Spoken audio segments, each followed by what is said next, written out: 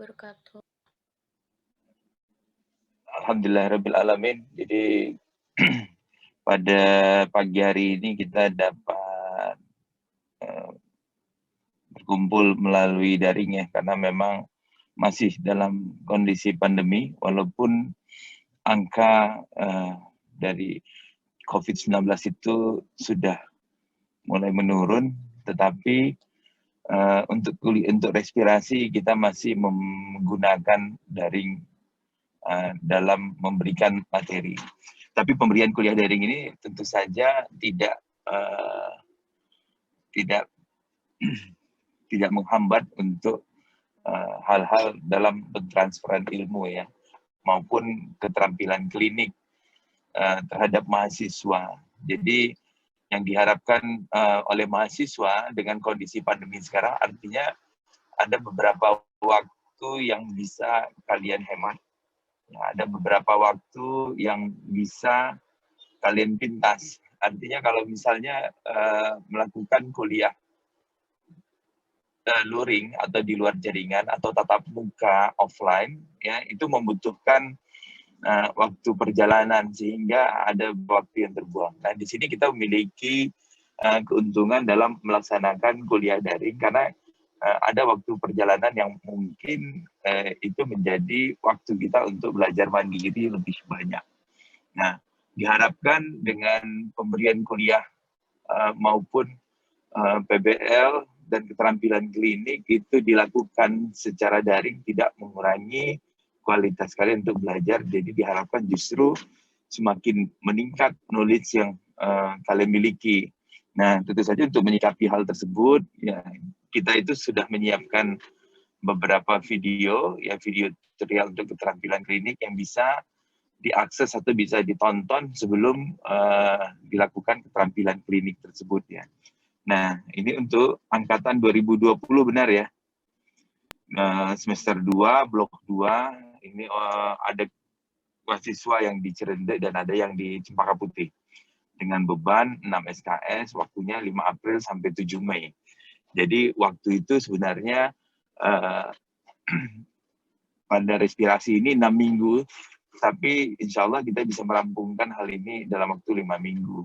1 minggunya nanti itu dipersiapkan sebagai responsi atau pemenuhan kembali terkait dengan keterampilan klinik yang mungkin nanti akan diadakan secara luring ya, atau secara tatap muka. Nanti waktunya tentu saja akan ditentukan berikutnya. Nah, kegiatan pada sistem respirasi ini ada kuliah, ada praktikum, tutorial dan diskusi pleno, tetap ada keterampilan klinik, belajar mandiri tentu saja jauh lebih besar, dan akan dilaksanakan ujian praktikum dan ujian teori. Nah, kemudian ada penugasan, itu bisa berupa kuesioner atau penugasan-penugasan lain yang diberikan oleh pengampu yang mungkin terkait dengan hal-hal kedisiplinan atau ketidakhadiran, ya itu dimungkinkan untuk dilakukan pemberian tugas.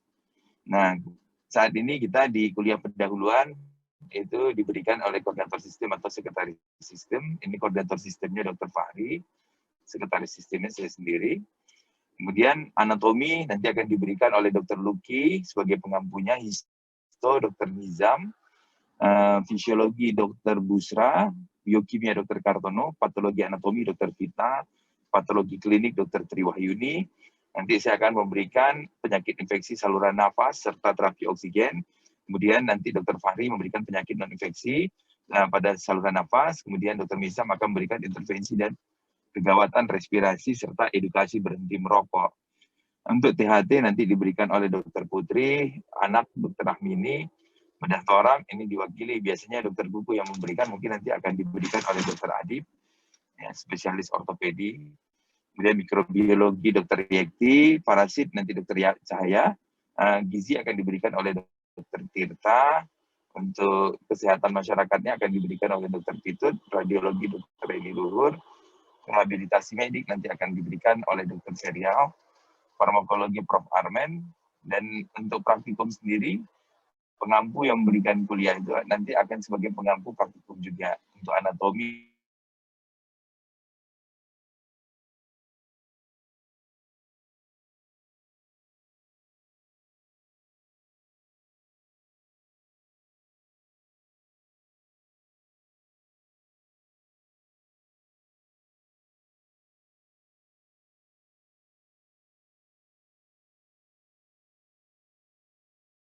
Anamnesis, pemeriksaan fisik,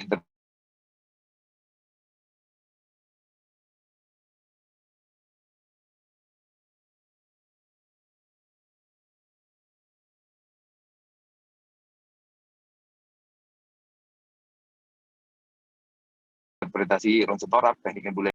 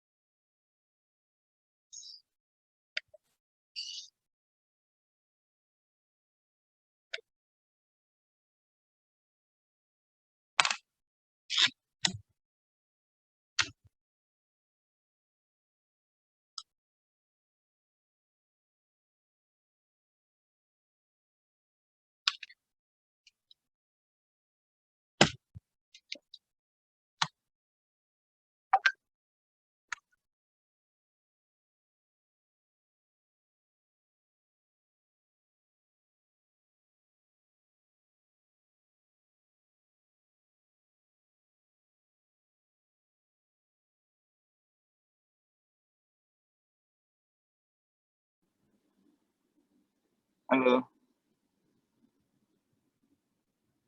Ya dok. Iya dok. Ya dokter. Suaranya tadi terdengarnya sampai mana?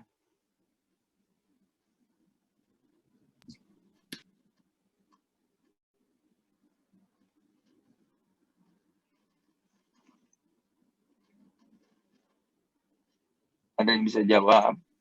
Ya dok, izin menjawab. Tadi ini praktikum ya dok. Sampai praktikum. Oke. Ya.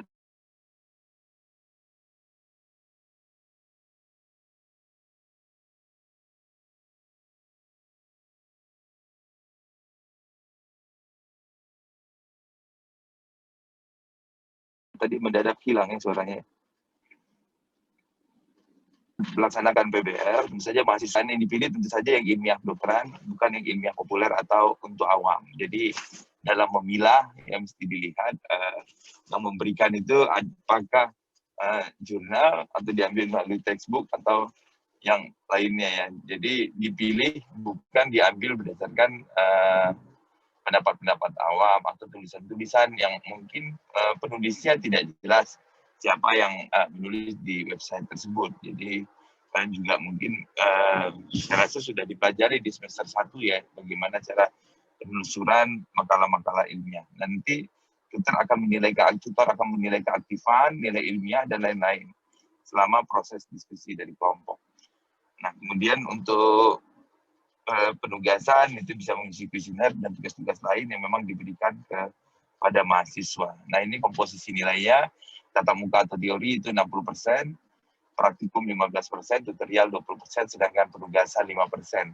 Untuk ujian keterampilan klinik atau clinical skill lab itu tidak dimasukkan ke dalam penilaian sistem, tapi dijadikan nanti sebagai kompetensi kalian yang diberikan sebagai sertifikat kompetensi terhadap keterampilan klinik tersebut. Mungkin dari saya cukup sekian. Yang mungkin jika ada pertanyaan silakan.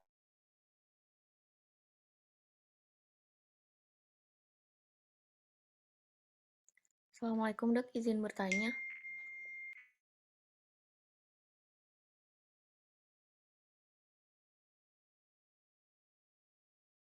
Assalamualaikum dok.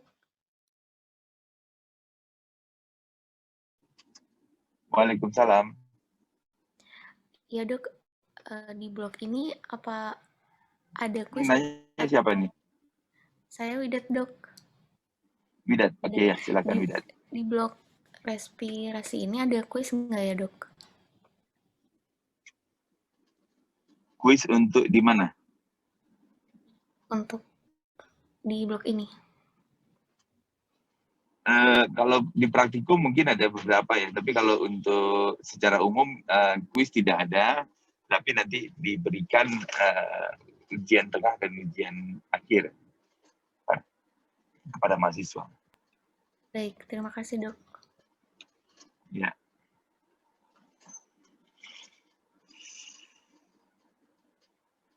Ada lagi?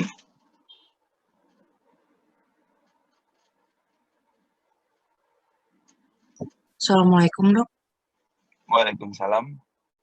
Saya mau bertanya dok tentang yang UTS sama UAS itu sistemnya bagaimana ya dok? Dan untuk nilainya pembagiannya seperti apa dok?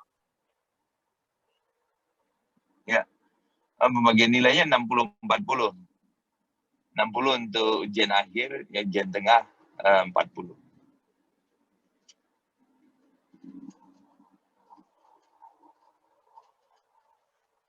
Ada lagi?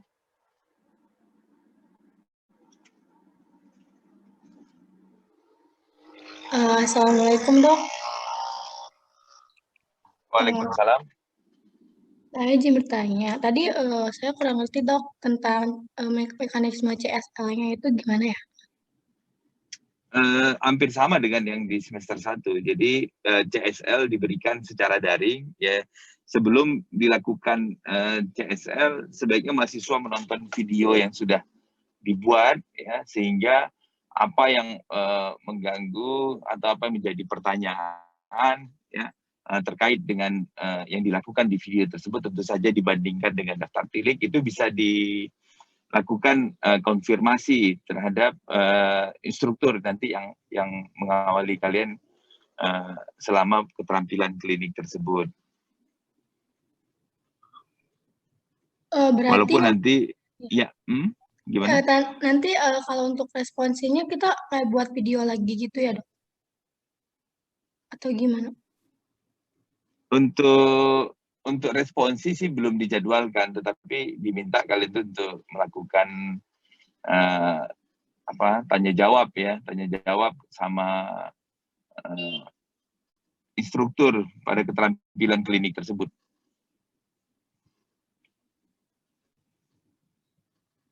Jadi waktunya kemungkinan tidak ada responsi, jadi waktunya benar-benar dimanfaatkan 2 jam yang disiapkan pada yang pertama. Jadi jangan sampai kalian belum menonton video, tetapi menontonnya pada saat keterampilan klinik tersebut gitu. Jadi untuk pertanyaan nanti mungkin agak sedikit tertunda jadinya ya. Kalau baru menonton pada saat itu. Tapi kalau menonton sebelum kegiatan dimulai, ya ini akan lebih memantapkan kalian untuk melakukan keterampilan klinik tersebut. Baik dok, terima kasih. Begitu ya. Iya dok. Karena waktu yang tersisa responsi itu nanti akan dimanfaatkan sebagai kegiatan workshop. Ya, itu kegiatan tatap muka yang mungkin nanti bisa dilakukan.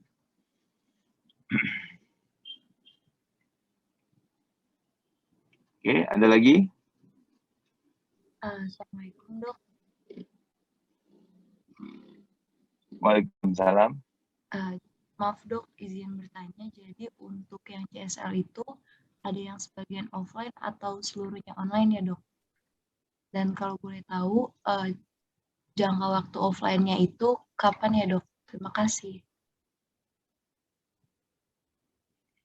Ya, untuk offline-nya belum ditetapkan kapan waktunya, karena ini akan dikumpulkan secara bersamaan dengan sistem lain. Yang di sistem ini berjalan secara online.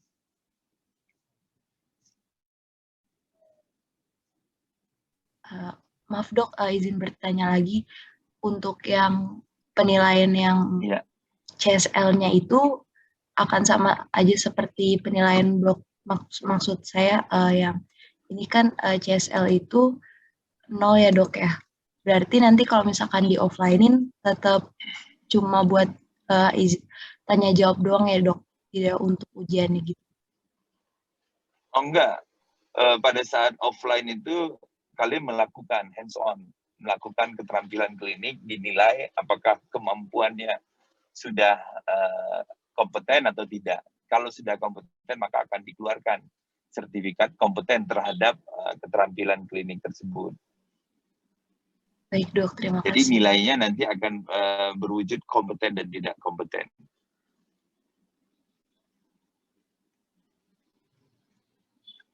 Baik dok, terima kasih. Iya.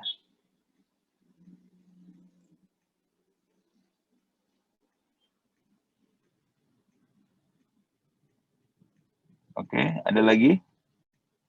Nah, nanti selama kegiatan PBL ya, mahasiswa itu diwajibkan untuk membuka kamera ya.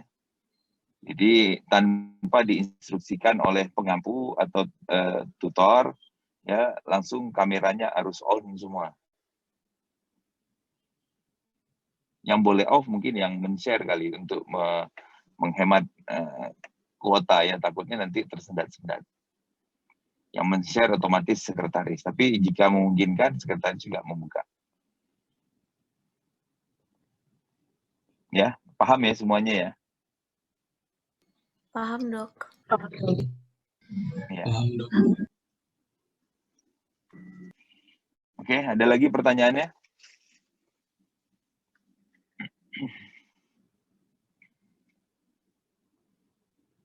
Tidak ada?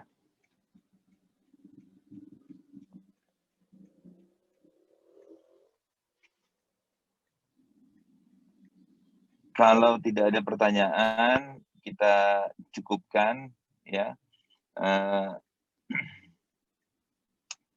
kuliah pendahuluan kita pada pagi hari ini.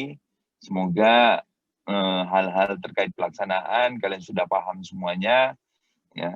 Dan bagi teman-teman yang tidak hadir atau terlambat ya, segera silakan bertanya ya ke teman-temannya atau langsung konfirmasi ke saya ya. Jadi artinya selama pelaksanaan diharapkan nggak ada yang nggak memahami bagaimana pelaksanaan sistem respirasi ini. Begitu juga dengan komposisi penilaiannya. Dan yang perlu diingat adalah berapapun komposisi penilaian tersebut tentu saja akan sangat berpengaruh terhadap kelulusan. Karena nilai ekstrim yang terjadi baik itu yang 5%, kalau tidak mengisi kuesioner atau hal-hal lainnya ya, kuesioner itu wajib diisi kan, yang diberikan oleh GKM atau yang diberikan oleh yang lain, oleh Prodi itu wajib diisi. Jika ada yang tidak mengisi, tentu saja nanti 5%-nya akan berkurang. Artinya setiap tugas yang tidak dikerjakan akan menurunkan angka 5% tersebut ya. 5% tersebut akan jadi 0%, sehingga itu nilai ekstrim yang mungkin akan menarik nilai kalian ke bawah ya. Jadi jangan sampai mengabaikan baik itu komposisinya 5%, 15% atau 20% ya. Sehingga kalian bisa lulus dalam sekali mengambil mata kuliah ini.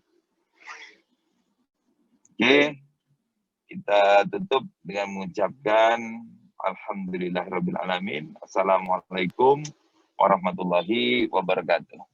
Waalaikumsalam Waalaikumsalam warahmatullahi wabarakatuh. Terima kasih.